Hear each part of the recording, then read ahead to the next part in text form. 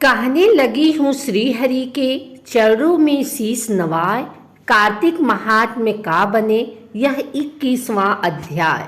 जय श्री कृष्णा, राधे राधे।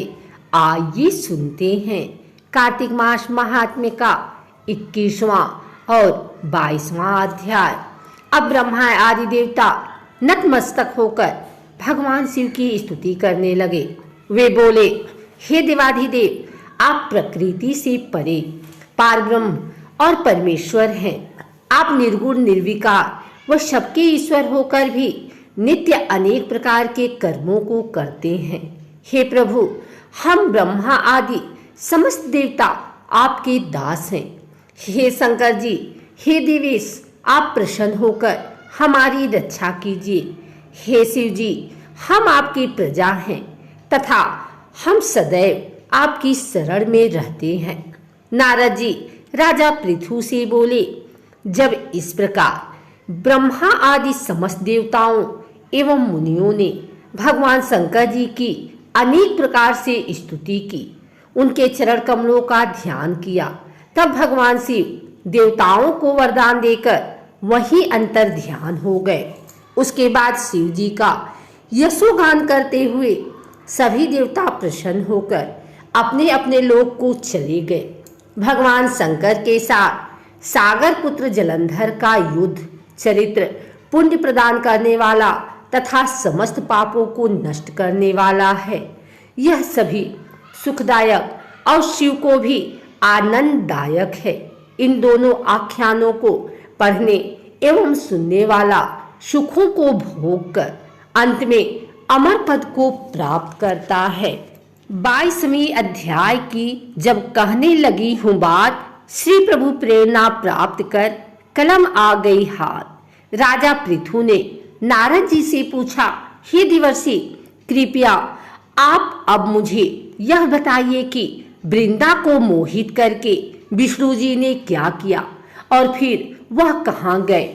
जब देवता स्तुति कर मौन हो गए, तब शंकर जी ने सब देवताओं से कहा, हे ब्रह्मादि देवताओं, जलंधर तो मेरा ही अंश था। उसे मैंने तुम्हारे लिए नहीं मारा है, यह मेरी सांसारिक लीला थी। फिर भी आप लोग सत्य कहिए कि इससे आप सुखी हुए या नहीं। तब ब्रह्मादि देवताओं के नेत्र हर्ष से खिल गए और उन्होंने शिव जी को प्रणाम कर विष्णु जी का वह सब वृतांत कह सुनाया जो उन्होंने बड़े प्रयत्न से वृंदा को मोहित किया था तथा वह अग्नि में प्रवेश कर परम गति को प्राप्त हुई थी। देवताओं ने यह भी कहा कि तभी से वृंदा की सुंदरता पर मोहित हुए विष्णु उनकी चिता की राख लपेट इधर उधर घूमते हैं। अतएव आप उन्हें समझाइए, क्योंकि यह सारा चराचर आपके अधीन है। देवताओं से यह सारा वृतांत सुन शंकर जी ने उन्हें अपनी माया समझाई और कहा कि उसी से मोहित विष्णु भी काम के बस में हो गए हैं, परंतु महादेवी उमा त्रिदेवों की जननी सबसे परे वह मूल प्रकृति परम मनोहर और वही गिरजा भी कहलाती हैं। अतएव विष्णु का मोह दूर करने के लिए आप सब उनकी शरण में जाइए। शंकर जी की आज्ञा से सब देवता मूल प्रकृति को प्रसन्न करने चले। उनके स्थान पर पहुंचकर उनकी बड़ी स्तुति की।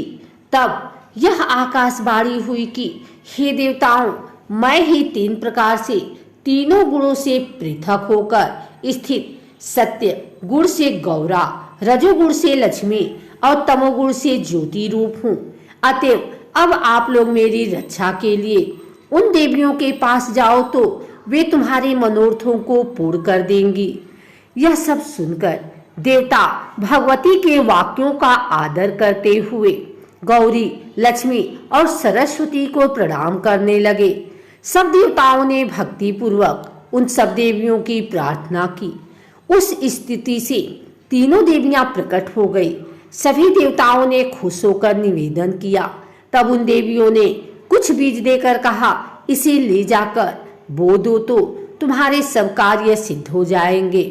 ब्रह्मादि देवता उन बीजों को लेकर विष्णु जी के पास गए। वृंदा की चिता भूमि में डाल दिया।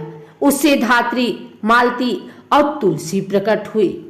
विधात्री के बीच से धात्री, लक्ष्मी के बीच से मालती और गौरी के बीच से तुलसी प्रकट हुई।